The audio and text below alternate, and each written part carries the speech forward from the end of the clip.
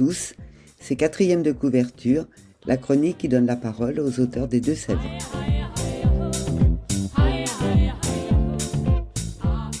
Là où dansent les papillons, de Lucrezia Schiller. Au sein de leur gîte poitevin, chaque membre de la famille pose, avec sa personnalité propre, contribue à créer une atmosphère chaleureuse et rassurante pour leurs hôtes. L'endroit est idéal pour s'épanouir et se révéler, chacun y trouve ce qu'il recherche et est accueilli à bras ouverts. Julia, la cadette aux commandes de la cuisine, est chef réputée. Marie-Louise, sa maman poule, institutrice à la retraite, s'occupe du potager. Wallace, son grand frère, Superman au grand cœur, mène quant à lui toutes les activités touristiques autour de l'embarcadère. Ensemble, ils gèrent leur vie comme leur gîte, de manière libre et bienveillante, jusqu'à ce que des événements et des rencontres viennent chambouler leur quotidien. Et si les mauvaises décisions n'existaient pas? Et si finalement, toutes les décisions et tous les choix aidaient à grandir et évoluer? Je suis en compagnie de l'auteur de Là où dansent les papillons, qui est venu jusqu'à la maison secrète pour nous en parler. Bonjour Lucrezia Schiller. Bonjour. D'abord un petit mot sur vous, on ne se connaît pas encore. Dites-nous un petit peu qui vous êtes. Oui, bien sûr. Alors, Lucrezia, j'ai 42 ans. Je suis niortaise depuis peu, puisque j'ai suivi mon mari. Il y a encore 2 ans, j'étais picarde. Donc, voilà, les mutations de mon mari me permettent de découvrir la France. Quelques mots sur moi. J'ai fait des études de droit. Je ne travaille pas du tout dans le milieu juridique. Et puis, je fais beaucoup de sport. J'aime la nature. J'ai des passions simples, notamment la lecture. Voilà, je lis beaucoup. Et l'écriture. Et l'écriture, effectivement, c'est une passion que je ne me connaissais pas. C'est en arrivant à Niort, puisque j'avais du temps, je cherchais du travail, donc j'ai participé à des concours d'écriture de nouvelles. Et en fait, je me suis trouvé des facilités, un amour pour l'exercice. Et, j'ai développé une nouvelle, notamment, puisque j'avais quelques personnages.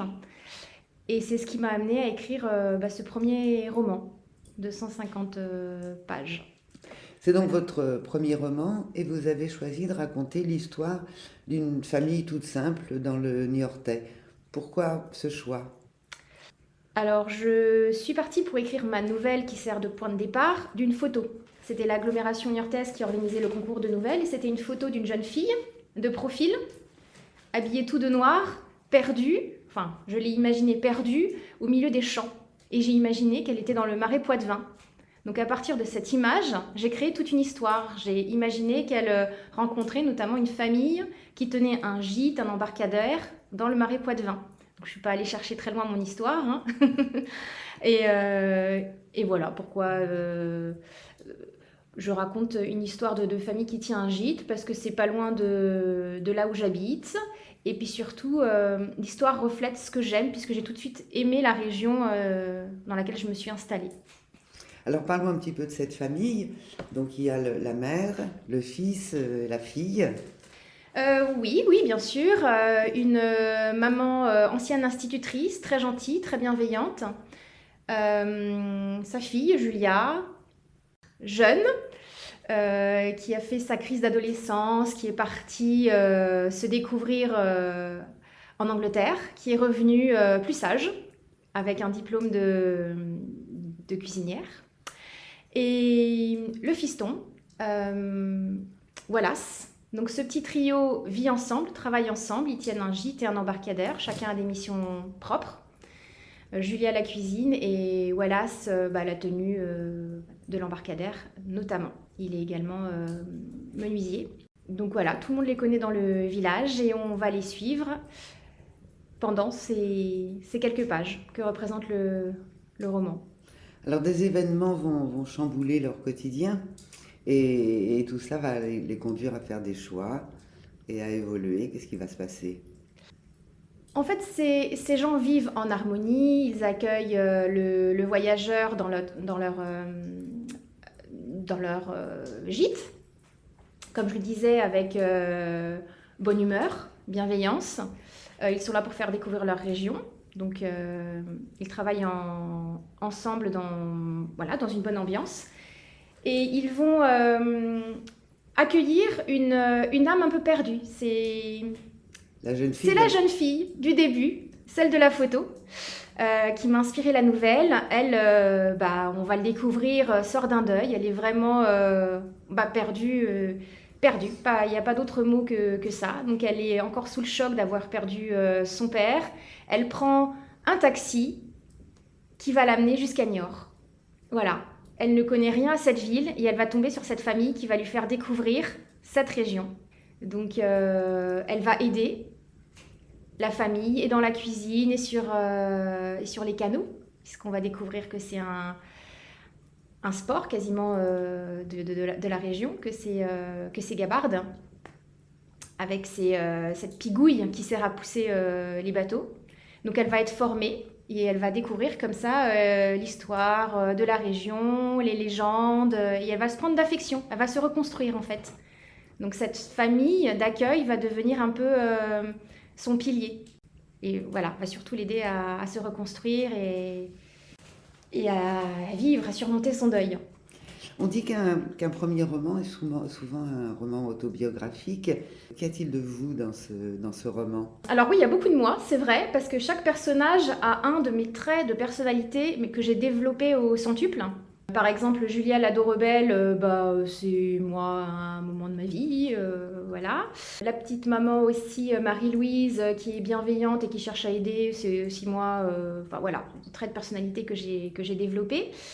Ensuite, beaucoup de moi aussi dans l'histoire, parce que j'adore cette région. Je la découvre depuis 2 ans, donc il y a beaucoup de mes découvertes dans ce livre. Et puis il y a beaucoup de mes passions aussi.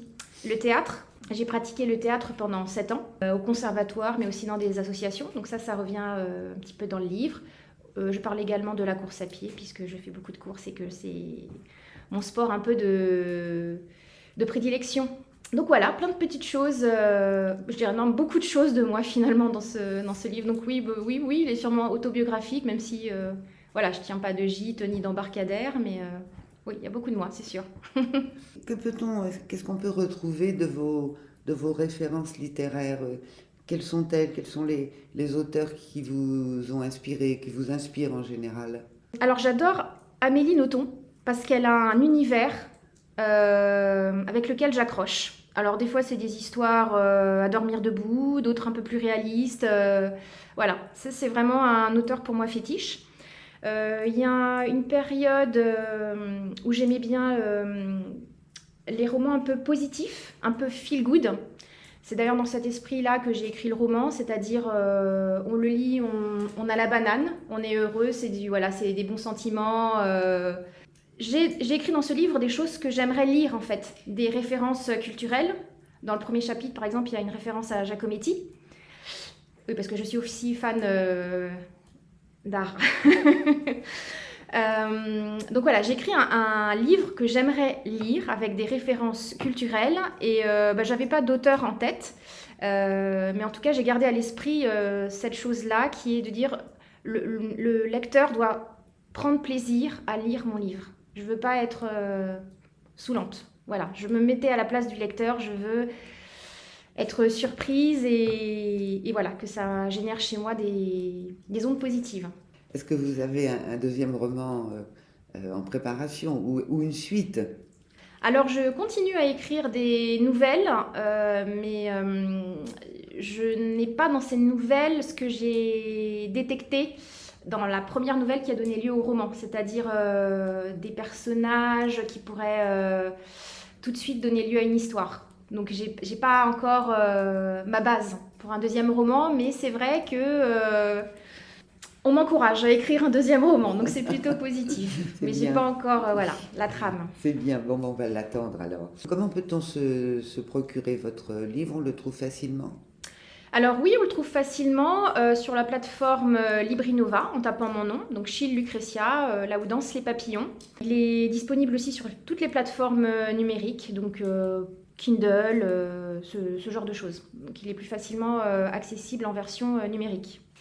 Mais on peut l'avoir aussi en version papier. On peut l'avoir en version papier auprès des librairies qui ont un partenariat avec Librinova. Et on peut aussi me trouver sur des séances de dédicaces, mais là c'est vraiment très localisé. Merci Lucretia de m'avoir accordé cet entretien. Merci à vous. Et puis j'invite les lecteurs à vous découvrir et puis on attend le prochain. Vous viendrez nous voir. Oui, avec plaisir.